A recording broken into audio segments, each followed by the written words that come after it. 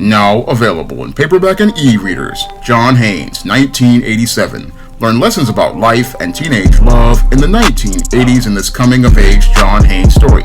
Get your copy of John Haynes, 1987 in paperback and e-readers at Amazon.com and online booksellers everywhere. Recently, Invincible creator Robert Kirkman tried to defend the race swapping of several formerly white characters in his Amazon animated adaptation of his Invincible comic book. Now, according to Robert Kirkman, he says he needed to race swap several of these characters, taking them from white characters to other ethnicities because he wanted to add diversity to the animated adaptation of Invincible.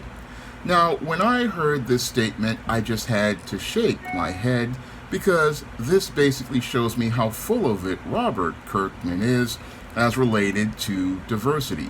Now, when it comes to the comic book industry and all of fandom, oftentimes they like to go out here and passively promote diversity while aggressively going out here and denying opportunities to black creators like myself. Now, what they will do to try to go out here and avoid giving opportunities to black writers and black artists and other artists of color is what they will do is go out here and race swap some characters, again, passively promoting diversity, but aggressively maintaining the same system of anti-black racism, where the people still in charge of creating these projects are still all white. So when I look at what Robert Kirkman has done here, talking about trying to defend all of the race swaps, again, it shows me how disingenuous he is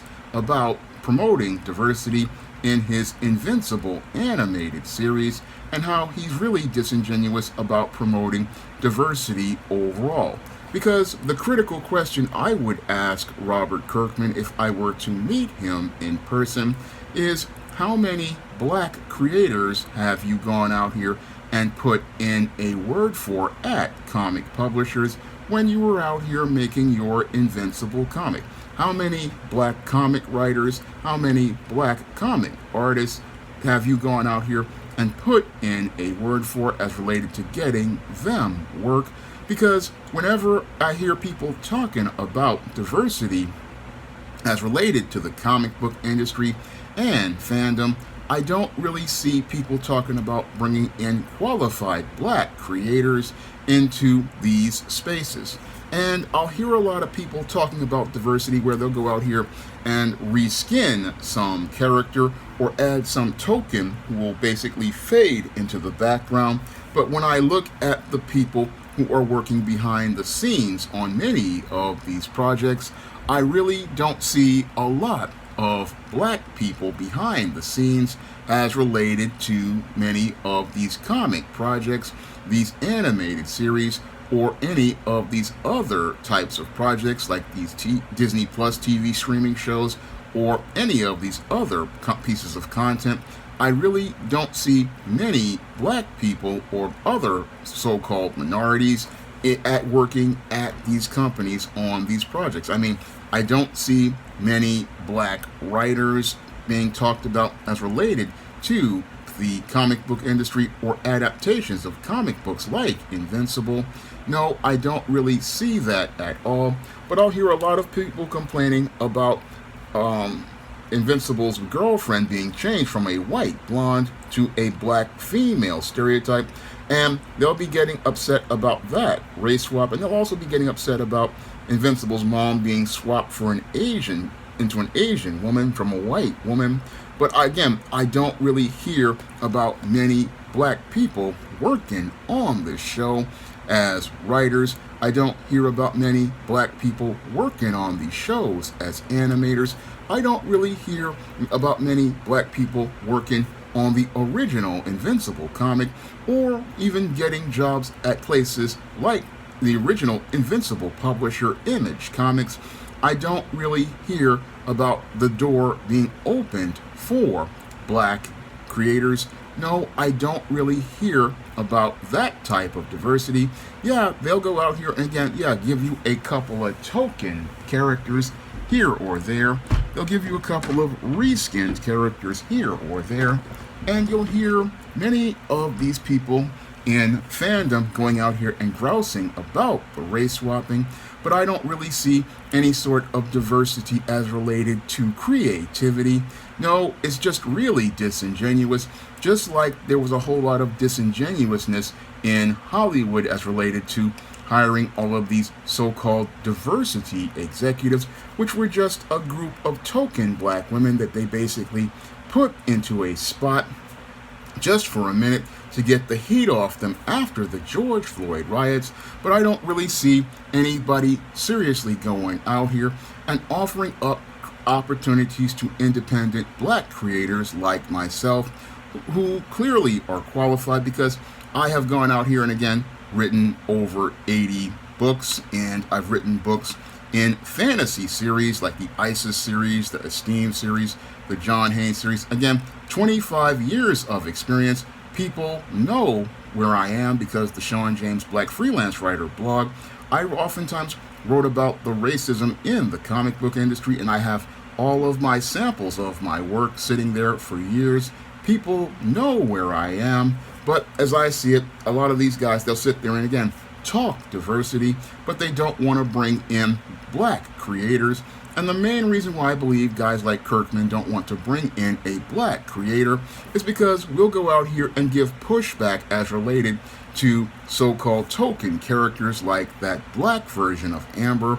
We'll be sitting there letting them know, oh, that black version of Amber is basically a racist stereotype with her bad attitude and her funky demeanor. We will let people know that that's not really what black girls are like, and they don't really like us pushing back against the type of stories they want to tell about black people, even though guys like Robert Kirkman know nothing about black people. And that was really shown to me in what he presented in Invincible, from what I've seen in the episodes that feature Invincible and his girlfriend.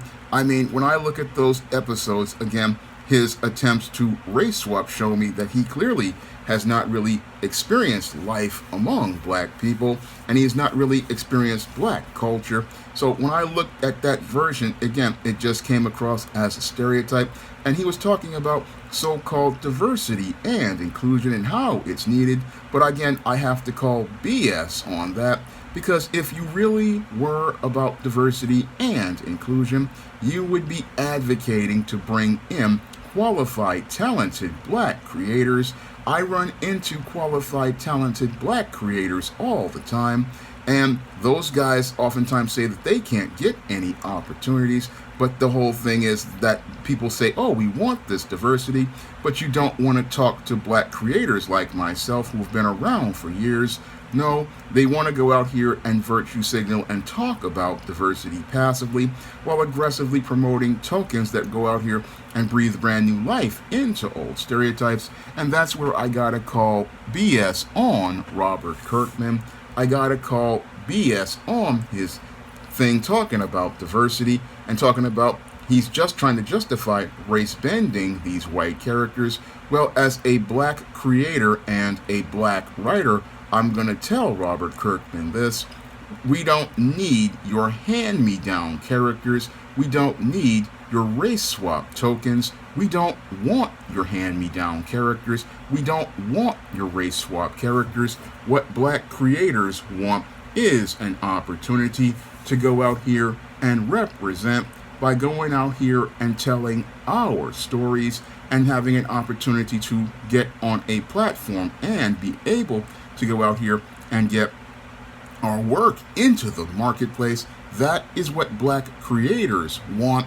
We want an opportunity to go out here and show people the diversity of thought in the black community, like I do on the SJS Direct imprint, where I show you that black people are far more than what is presented in the mainstream media, like Invincible, which gives you a black woman with an attitude, whereas when you go to the SJS Direct universe, you get to see black women who come from different walks of life and different cultures and different ways of life, and you get to see a larger picture of the black community and black culture and the black experience. That's what I want to bring to comics. That's what I wanted to bring to literature, and that's what I bring with the SJS Direct imprint. And it really burns me up when I hear some white guy sitting up here talking about he has to go out here and race spin characters. No, you can go out here and keep your series just as white as you want. All I want is an opportunity to go out here and tell my stories, and that's something that black creators don't get, because what many of these companies do and many of these studios do, what they do is go out here and say, oh, we've added some token characters, so we don't have to go out here and hire that black creator, and we don't have to go out here and hire that black creator because we have gone out here and created our white version of a black character. We've gone out here and created our white version of this black person that we get to see our version of black.